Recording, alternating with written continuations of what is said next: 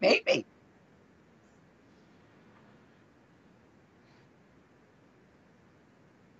And Lynette can totally talk about this and go to a little bit more detail. The microphone was muted. Oh, was it? For them. Not for Lynette. She could hear everything we were saying. Start again. Oh, okay. All right, guys. Welcome back to part 2 with Lynette Zang, who is a financial guru and fountain of knowledge.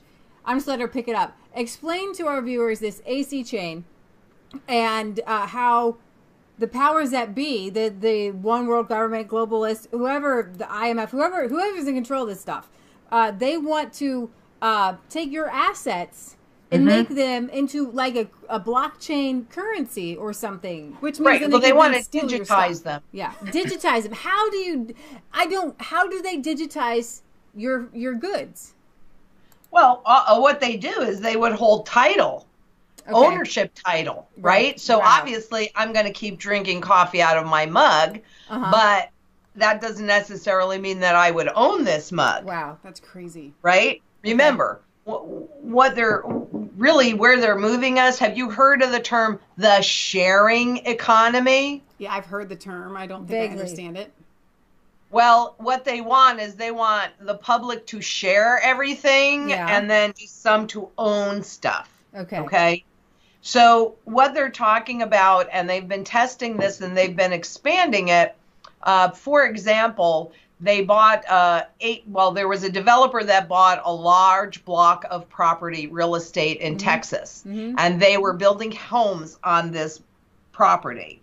And they figured that the homes would go for about $275,000. Now, if you have a home and you have equity in it, you know, it's probably a pain in the neck, although we've been taught to think of them like a piggy bank, but you know, it's a pain in the neck to borrow and then maybe you're doing some or not, whatever. But they're talking about holding that title on this digital token that is broken down into little bite-sized pieces so that you would have 275,000 of these little pieces of equity in your house that then get married to a MasterCard or a Visa. Wow.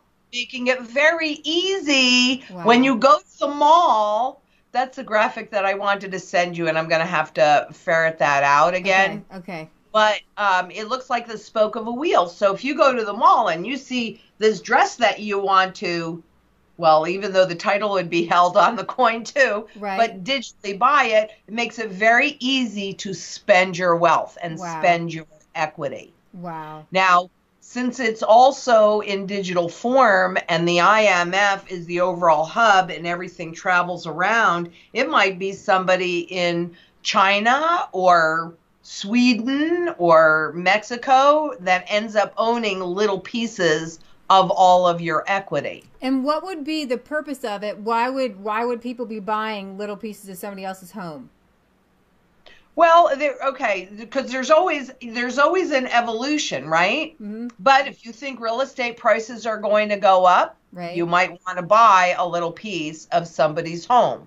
Or if I'm now leasing this from you, then that means that I have to pay you to lease this mug from you or this shirt from you. Right? And once everything is digital, it's not like it's going to be an option for you. If you look at the smart homes, I mean, this was an example, not the smart home, but actually it was in one of the things I read, though I can't remember quite where off the top of my head. But your refrigerator will determine that you need more orange juice. Order it, pull the money out of your account, and then it's delivered. If you don't want it, I suppose you could return it. But it's going to be your refrigerator to determine what you're buying and having access to your accounts. Now, that's pretty convenient. And a lot of this is sold under the auspices of convenience, just like those gold and silver certificates were a lot more convenient than lugging around that heavy gold and silver, right? So everything is sold. And then if you hold everything, on your smartphone, then all of your information is in one easily accessible place, and it just makes it a whole lot easier to control. Wow. They use the example of a vehicle. And of course, we're going to autonomous driving. And, it isn't that I can't see the good that a lot of this stuff can do. It's just that I also see the negative side of it, which outweighs, and want to have a choice in what we end up with. Right. Yeah. So let's say that you didn't make your car payment on time. Okay. Boom. Car is disabled. You can't drive it. You might have a grace period in there to get that payment to them. Right. But if you don't, then car can just drive itself back to a dealership. So what about like with the refrigerator? That is a really good example. That's why I was seeing where this could go. Well, I'm thinking so you have a health insurance, right? And let's say you gain some weight, then your refrigerator isn't going to let you order the ice cream. I mean, seriously, they're already trying to control what we can and cannot eat from a health standpoint. We're seeing it happen in China. Well, yeah, China has full surveillance cities. And, we talk about China with full surveillance cities, but you can't drive anywhere. There are sensors in the roads. There's cameras all over the place. I mean, what privacy do we really have? I mean, honestly. Exactly. And with more and more of these gadgets in our home, having the ability to, eavesdrop on our conversations, I think that just came to light last week with, I can't remember whether it was Amazon or Facebook or one of these guys. I mean, it's so incredibly intrusive. Yeah, you brought up health. So I just want to say this because there has been this huge push to dumb us down through what we eat. Absolutely. But they never really blame the food that they're forcing us to eat. Right? They'll subsidize McDonald's, but they won't subsidize broccoli. Exactly. That's what we do. We try to put our money where our mouth is. We have a huge garden. I grind my own wheat. We make all of our own breads or anything. We raise pigs and chickens. We drink raw milk, and we started little bit at a time. So this is a perfect time for you to bring up her Twitter page. Yeah. And tell people, this is so exciting for me because I have been seeing these swimming ponds all over Facebook, and I want to know how they work, how fabulous. they filter things. You're getting ready, from what I understand, to put little food islands. They float around. We just did that last week. Oh, I'm so excited. So tell people what a swimming pond is and how you got it up and running. And what your hopes are for this, and it's beautiful, by the way. It's not just thank you. Purposeful. Oh yeah, no, it's beautiful. This actually, I was really lucky because my house was built in 29, which most places in the world that wouldn't be that big a deal, but in Phoenix it is. So it had a pool that was put in the 40s, so it was huge. And what I did was I converted my swimming pool because I didn't want any chemicals in the water. Here it is. And awesome. also, and also I've been, look, I've been studying this stuff for a long time, and the biggest issue for most people is food. Yes. So this isn't really where I started, but I converted my entire property into a food forest. I mean, really just to grow a lot of food, way more. I originally wanted just enough for my family, but then it evolved. Sure. So this was kind of like the last big place. But what I wanted is I wanted absolutely chemical free, and my goal is to grow as much food on my whole property as possible. And I simply lined it. There's this big heavy mill plastic. It's pond liner. It's not a big deal. And we lined the whole thing. And then I didn't personally do it, but Ernie did it. He rocked it out so it looks like it's in the middle of nowhere. But it is filtered through these islands. On swimming ponds, 50% of the circumference of the pond needs to be a filtration system. Sure. So we put in 1, 2, 3 bogs. Which filters the water, and we just did that with gravel and Oh, let's see, lava rocks. Yeah. Okay, because they're really porous and they hold water really well. Okay. And so you can plant food in there. I have peppers. I have Egyptian spinach. I have a whole bunch of stuff in there. Mm-hmm. And then everything also goes through 2 ginormous bead filters and 2 ginormous UV lights. Okay. But then the ponds, we plant them out, and they're pre-made, and they have these holes for planting. Mm-hmm. And you use coconut coir, which is antifungal, antibacterial, holds water. Mm-hmm. So you put some of that in, and then you put the plants in. So That's the plants awesome. that go toward the pond are just about the roots cleaning the water. Okay. Because it's a very symbiotic system. Mm-hmm. The ones on the back where I can easily reach, we're planting out food. Okay. So, That's awesome. So what happens is between the bogs and the roots of the plants, and we have worms that we've planted in the bogs as well. So you do everything that you would do in dirt, except you're doing it in lava rock. That's cool. That's awesome. Right? We did a whole in our basement. We did hydroponics, and we used the lava rocks and all of that. But I'd love to get to where. Do you have fish in there? Or anything? I do. Okay. I do. You have those sharks now. I do. I just got them. They're so cute. They'll get about 3 feet big. They're not people-eating sharks. They're algae-eating sharks. They're high fin sharks. But they'll get about 3 feet big, and they'll just eat all the algae off the sides of the pond. What are they called? They're so cool. High fin sharks. High fin sharks. I didn't know if that was just a description. Now, I always thought to myself that sharks had to be like in salt water, and these are freshwater sharks. Yes, they're fresh. Well, yeah, they're freshwater sharks, and they don't eat people. So what all are you growing? I've noticed that you had some strawberries. You've got a peach tree, right? Oh my gosh, what am I not growing is probably an easier question. On the property, I probably have about, 100 or more variety. In Phoenix, we can grow pistachios, pecans, and almonds. So I've got my nuts. Fantastic. They haven't produced. Well, I'm getting some almonds this year, but the rest of them haven't produced for me yet. Takes a while. I've got plums and peaches and apricots and moringa is my favorite for a warm climate, or if you live in a cold climate, you would have to take it indoors in the winter because it doesn't survive. But you could live on moringa if you needed to. Huh. Oh, it's like one of the most nutritious plants in the world. Wow. And you use every single part of it. So the leaves, I have it in my salad today. I cook with it like spinach. I make a tea. I have moringa tea. I didn't know people grew it. That's awesome. Oh, it grows so easy. Let me know when we've got a new batch of seeds that should be ready soon. And if you let me know, we'll send you some seeds. We'll start it. We'll bring it inside. Yeah, just do it in a pot. It grows like that. Wow. Grapes, figs. I don't know. I mean, like.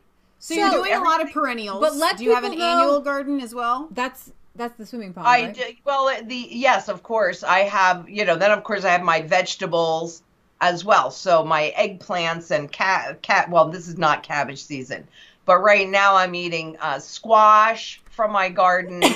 So I have, all different kinds of lettuces, the eggplants, the peppers. I grow. It's not really garlic or onion season. We're like at the end of that. Sure. But I grow everything. I mean, the way that I did it was I would go to the farmer's market or the grocery store, and I would then when I'd get home, I'd look at what I bought and I'd say, can I grow this? Wow. And if the answer was yes, which mostly it is, then I attempted to grow it. And if it takes me more than 1 or 2 or 10 times to figure it out, if somebody else in the area can grow it, I figure I can grow it. Totally. So tell people like how much property you have, because you don't have a lot, but you do a lot. Yeah, I just have 1/4 of an acre. But you do so much. Yeah, because that's the food forest method, where like you put in your big shade trees and then you'll have a fruiting tree which you keep low so it's easy to harvest. And you grow things up that tree. So like I have dragon fruit, beans, things like that that grow up the tree. And then you'll have like a bush, like Egyptian spinach probably gets to be about 3 feet. It's like a wonderful summer green. We grew that last summer. We did. Yeah, we did. It's delicious, isn't it? Yeah, it's awesome. It's super nutritious. And then you'll grow maybe like some basil, which is a little bit smaller. And then you go to some root vegetables, maybe some carrots, some beets, some, So you're really just taking this little bit of space and you're maximizing every square inch of it. So we live on and an then acre. I like to put lots of flowers in there too. We do the same thing. So we live on an acre and we do exactly what you have done. Minus the pond. Yeah, and so we maximize. Put a pond in. You could grow tilapia. We should. We need to. We definitely need to add that. That's only 3. You only need to go down 3 feet for tilapia. Okay. Like my big pond goes down 10 feet. Okay. But I have another pond. I had a courtyard pond when I moved in. But I have subsequently put in a tilapia pond. There's fantastic. A pond in the hothouse, and now this big, huge pond. So you've got a greenhouse too. My chicken. Pardon? You have a greenhouse too. Well, I call it a greenhouse. It's not really a greenhouse. It would be too hot here it would be too hot here in Arizona if I glassed it in. I'd love to. It'd be gorgeous, but I don't know that would do so. Yeah, Megan just looked at me like, don't even think it. So what got you into, was it looking at the market? Was it looking at the food? What got you into to doing this food forest and urban gardening and swimming pond and all that stuff? Well, mostly it's because I know that, we're going into a hyperinflationary state so we can burn off all of these excess and then move into the new system. Sure. Right. And there's no doubt in I can't guarantee history, but that's where we are. And I believe that the shifts that I've been seeing since last October are indicating, and, we may have just begun that big journey. So it's not a pretty one, but that's actually the reason why I did this to begin with. Right. Was because, food becomes the single biggest issue. If you do not have food, you will die. Right. It's real simple. Exactly. So that that was the biggest push for me. Okay. But for many years, I've not been particularly keen on the crap that they put in our food. Right. I'd like to thank my sister, Beth Ellen, for that, because she's always saying, read the label, read the label, read the label. And once you start reading the label and you go, wait a minute, why is there crap in my peanut butter? I thought it was just peanuts. Yeah. Right? Yeah, exactly. Then all of a sudden you can make it's all about educated choices, isn't it? No, that's not what I want to put in my body. Right. So that is a secondary journey, because you can actually, if you have a good enough community together, you don't have to be as insane as I've been with growing all of this. But I kind of ask myself, if not now, when? Right. And if not me, who? Right. And even it's one of those things where it's healthy for you no matter what. A lot of people prep for, the poop it in the fan or whatever, but they buy all of these, and I don't want to discourage anybody from buying the stuff to store in your house in case the end. But all of that stuff will, A, it's not good for you, and B, it's going to be consumed, and then you're left with nothing. I think it's far better to put your assets or whatever you can into a tree is an investment that keeps giving you a return on that investment. Yeah. And people would say to me, oh, well, when's that going to give you fruit? I don't know, maybe 5 or 6 years. Yeah. I think, oh, that's so, well, then you better start today. Then exactly. No better time than the present. So if you had to this has been an incredible interview, by the way, just to give people an idea of where the markets are going. If you were giving people advice, which you do, the average person, Because you guys sell gold and silver. We particularly, we have correct. silver. If you were to tell people, kind of give people maybe a little outline on like how they could start financially prepping, diversifying their cash into something that might be barterable or tradable later on, how would somebody just even put their toes into that?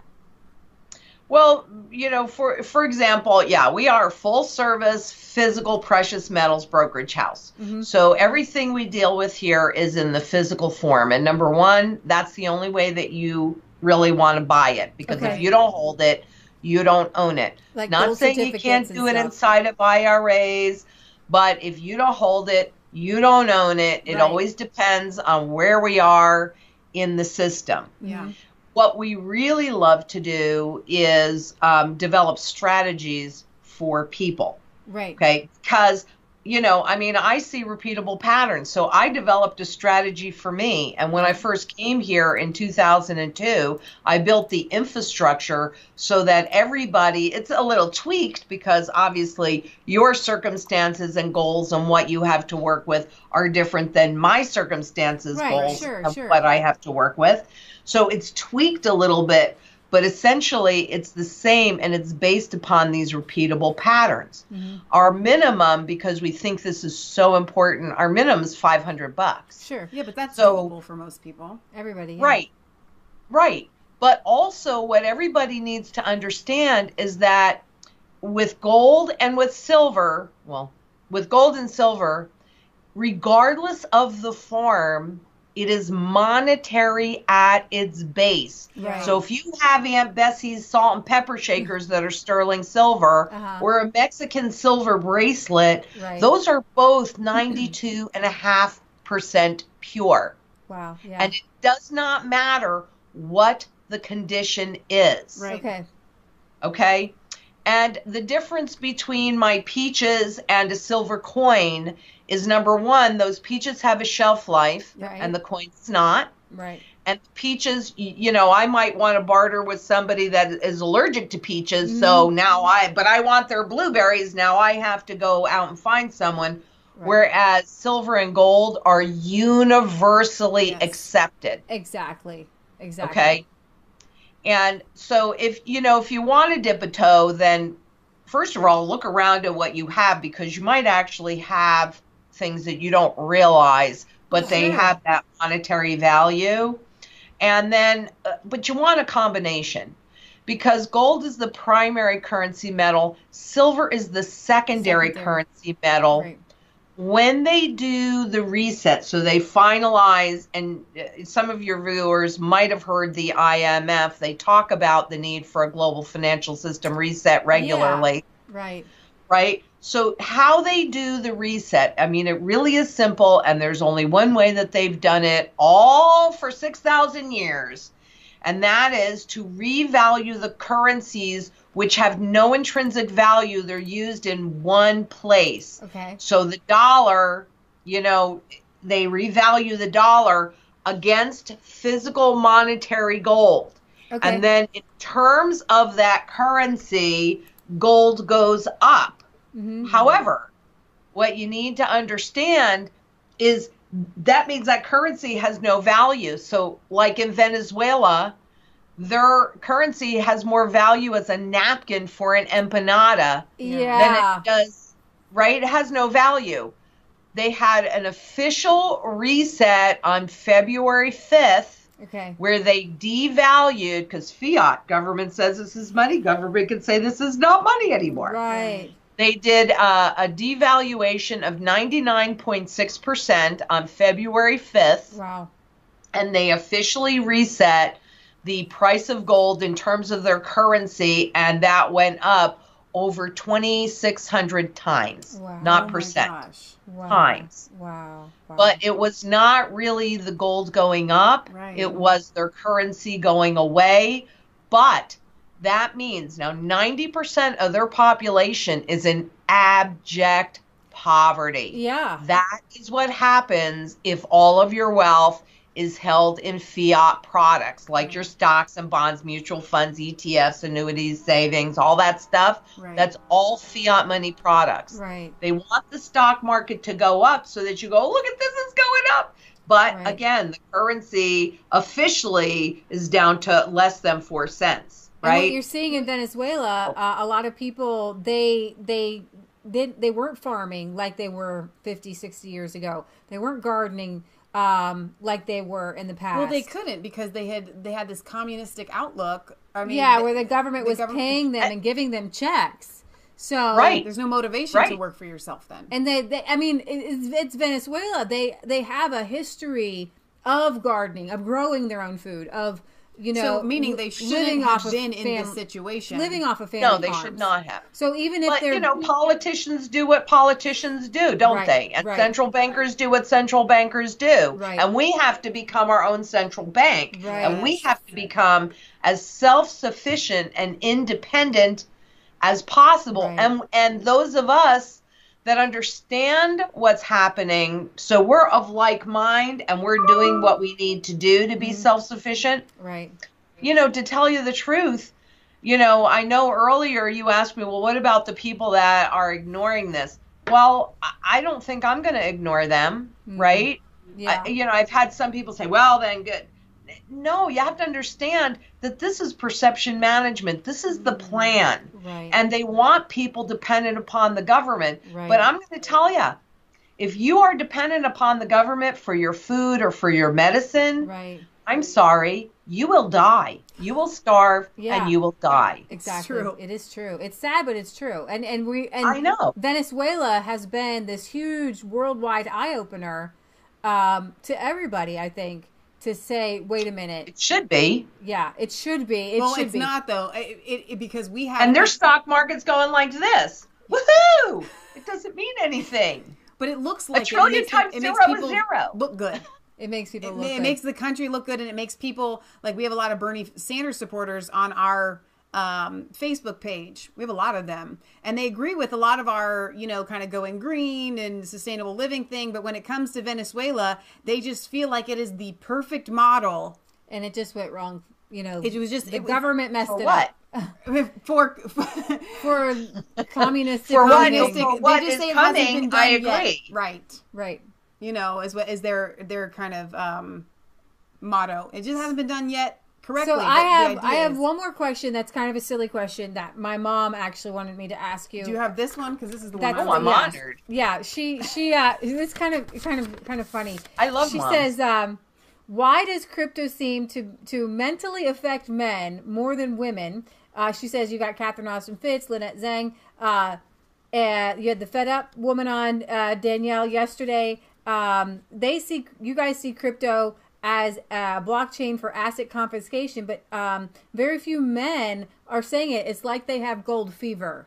They're promoting the crypto. It does kind of feel that way. And we're not feminists. But when she asked that question, it's kind of a funny question. That's why I have noticed the same thing. And that's why we listen to you, because my mind in just, it's kind of like, okay, when you're telling me the paper dollar is a fiat currency because it's based on nothing, and I look at a crypto, I feel like I'm insane if I don't see the correlation there. Well, okay.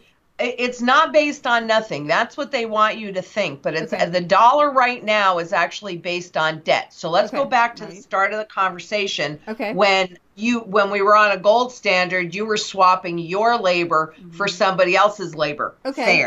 Fair. Then we went to a system where you were swapping your labor for debt that you were obligated to repay, which is insanity. That is insanity. Now they want us to swap our labor for an algorithm and a smart contract that who reads those contracts, those itty bitty fine prints, right? Right. That will control it. It's craziness. Yeah. But, I think that men, why are there more male engineers than there are female engineers? Please. Right. We need to be, and this is probably part of the Me Too movement, actually, where women are, I've never actually worked in a traditional kind of role. Probably because I was the youngest of 7 and I had 2 brothers that my mother was the biggest chauvinist in the world. I love her, God, but she was the biggest chauvinist, and that never made sense to me. So I could be knee deep in a project, and any man could walk in the room and she'd be like, Lynn, get him some water, get him some. You're like, are you kidding me? I'm busy. I think they're capable. Oh my gosh, that's hilarious. Oh, oh my God. When I was in the 70s, now I was a super girly girl when I was growing up. I mean, I can't fix my ski boots. I mean, it was really ridiculous. I was such a girly girl. Now here I am. I have this, in one of my social classes, I had a raging feminist. Now you have to understand, back at that point, everything was more traditional. So when I would go home on a weekend and I would want to read these gender swapping pieces, she would send all the boys out of the room. Oh my gosh, that's hilarious. No kidding.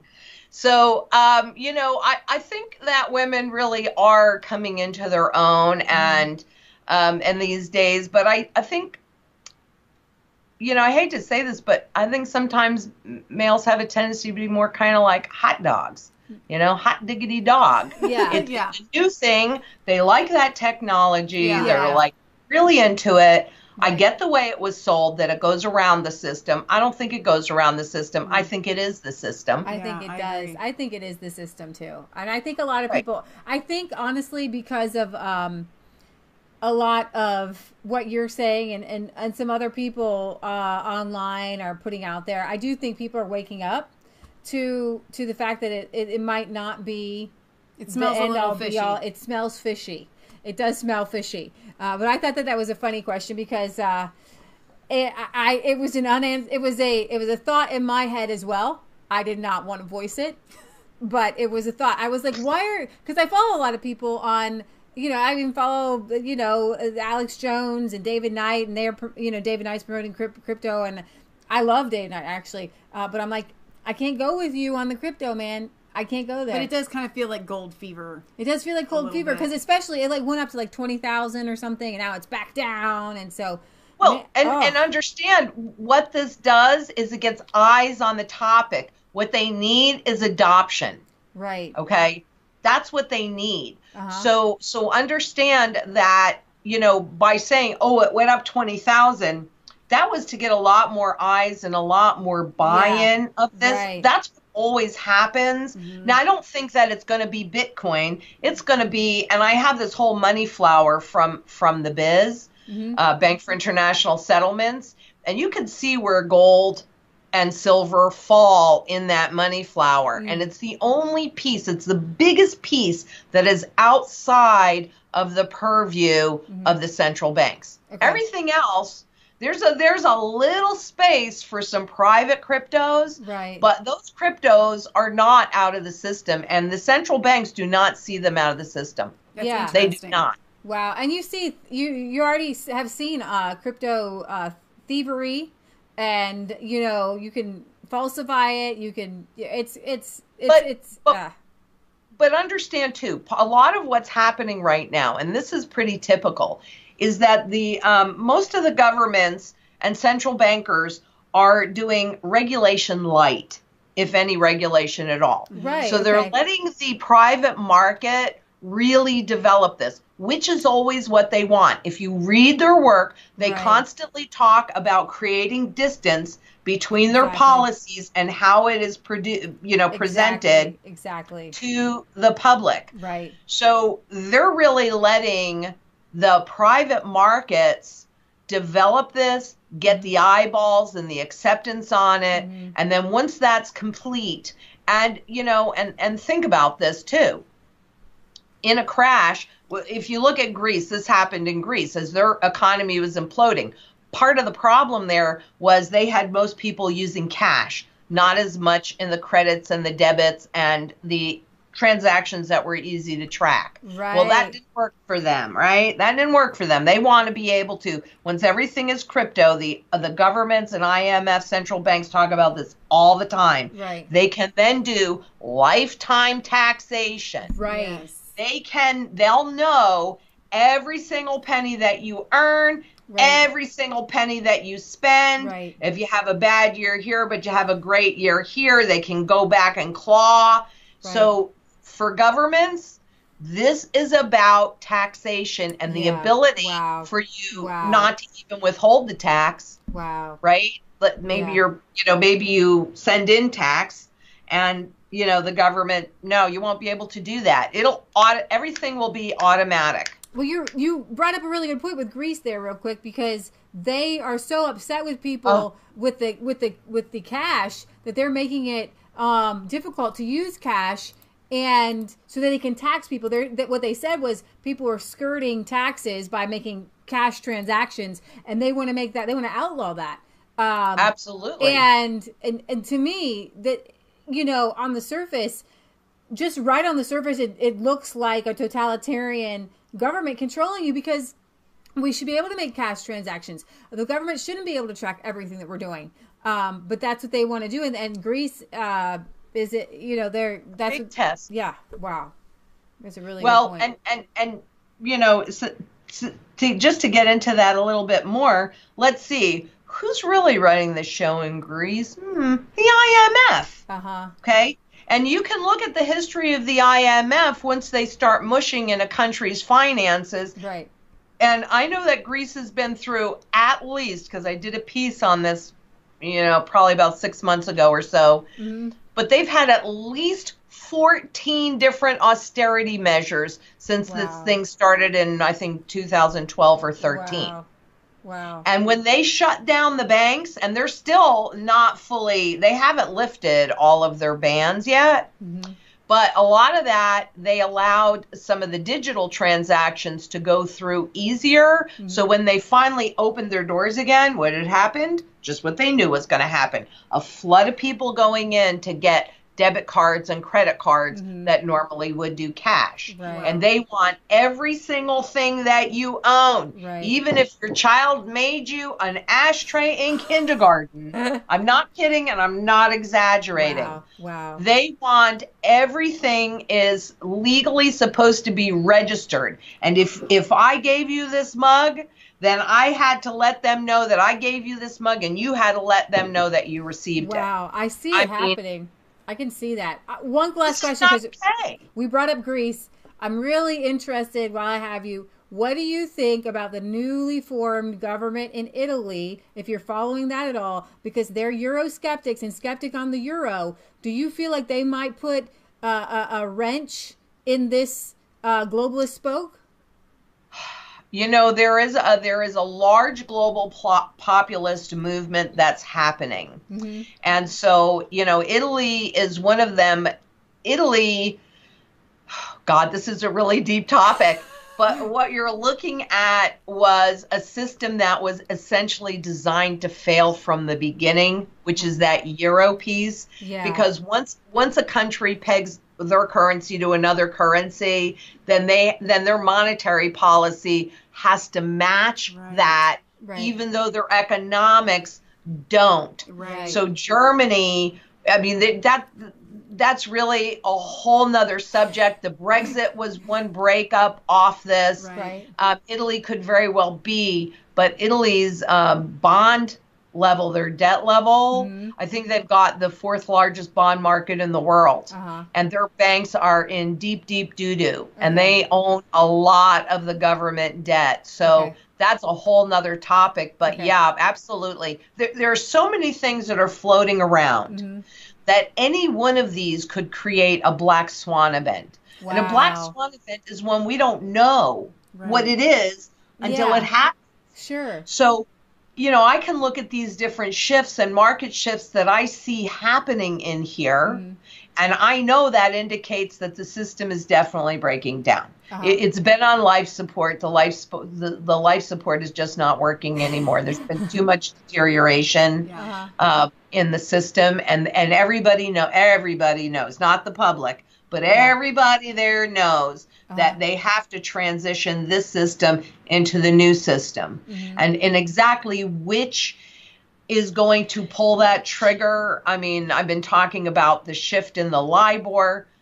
which is huge. And that's the interest rates against which over $370 trillion worth of contracts were written against, and that's dead. It's a stated rate, and that's a whole another thing. But I mean, there is the tide is not out yet. When the tide goes out on this, everybody will be disgusted. Wow. Yeah. When they see all of this garbage, they will not have any confidence. Confidence is gone. That's a really good analogy. We're going to end on the tide. The tide going out to see what the ocean's brought in. Lynette, this has been an eye-opener for us. Yes. Extreme privilege. Yes, absolutely. And like I said, you interview well because I asked you a question and it's like you wrote a book. It's like your answers are all like so detailed. It's like, wow, you should write a book. You should write a book. She is writing. You are writing a book. You are writing a book. We look forward to it. We just thank you so much, and thank you to Megan. And for our viewers, you guys can find more detail about getting your toe in the water on ITMTrading.com. Right. And you guys... And I'd like to say I have a tremendous talented team behind me. It is definitely not, I'm not the only person here, doing all of this. Fortunately, I have been groomed for this moment in time. So I do have this depth of experience and knowledge, 63 years worth. Yeah. But I have a lot of talent here. So I think if anybody calls, they'll be quite happy and quite impressed with whoever they talk to here. Absolutely. We encourage everyone to diversify into gold and silver and solid assets so that when the markets crash, you have something to hold on to. And so tell everybody once again where they can find you on Twitter. At ITM Trading _Zang. Very good. It's a great picture there. NG. Right. She's my techie. She's 36. Very good. So she's my techie. And then, of course, on YouTube is where I post 3 times a week. Right. We do a Q&A one day, and then I do an insider trading, which shows you what the insiders are doing, the CEOs, the CFOs, the heads of the corporations. Right. And by the way, they are selling out huge, especially in technology, by the way, which the NASDAQ just did a new high, shocker, yesterday. And then, of course, so that's YouTube and ITM Trading. And then, of course, our website, ITM Trading. We watch Coffee with Lynette, where half of it I understand, half of it goes over my head.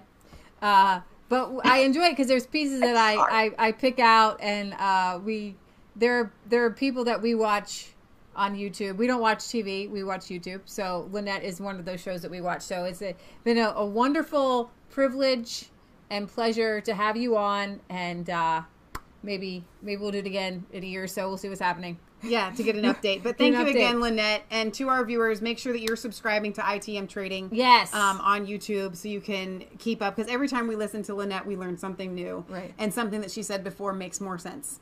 So we're going to sign off here. God bless you all. We go live every Friday at 6 p.m. Eastern Standard Time and every Sunday at 1 for our European and UK news show. But be sure to follow Lynette and subscribe to their channel on YouTube. We love you guys. And thanks again, Lynette. Thank you. It's my pleasure. Bye-bye. Be safe out there. Bye.